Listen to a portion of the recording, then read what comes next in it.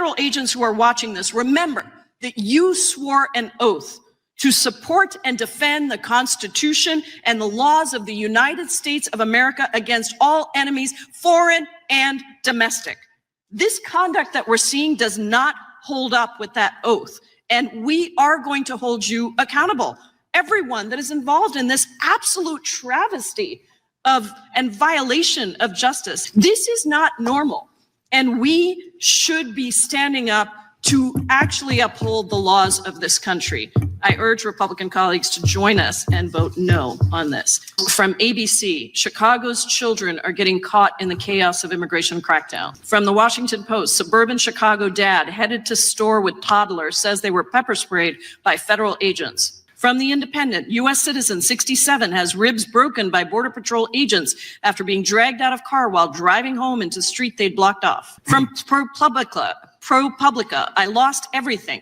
Venezuelans were rounded up in a dramatic midnight raid, but never charged with a crime. Thank you, Mr. Chairman. I'd like to remind the committee that administrative removal is already on the books right now. All this law does is simply expand the categories under which an illegal alien can be deportable via administrative removal. In fact, administrative removal was used 13,000 times by President Obama, over 12,000 times under President Biden. Were those deportations a violation of due process? Would the gentleman yield? No, I will not.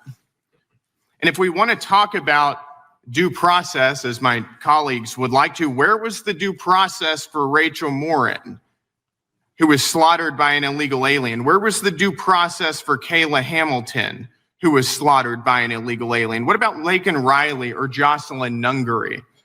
Where was the due process for them?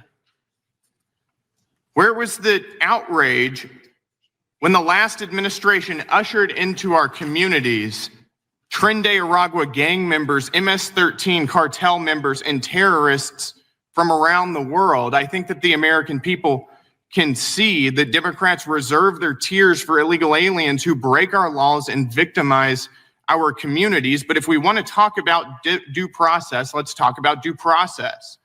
Federal courts of appeals have routinely upheld this law's administrative removal procedures as they have existed for the last 30 years.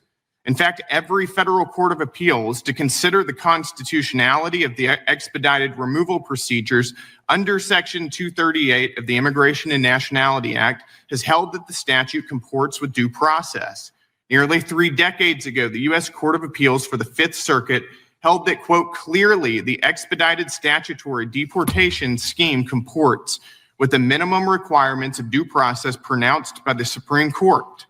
The Fifth Circuit outlined the due process requirements, quote, that an alien be provided notice of the charges against him, a hearing before an executive or administrative tribunal, and a fair opportunity to be heard, end quote, all of which this statute satisfies and did satisfy.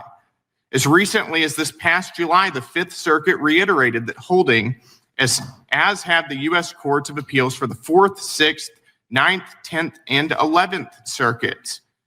Democrats' fear-mongering contradicts the law, contravenes the text of the bill, and undermines efforts to ensure that dangerous illegal aliens can be quickly removed from the United States.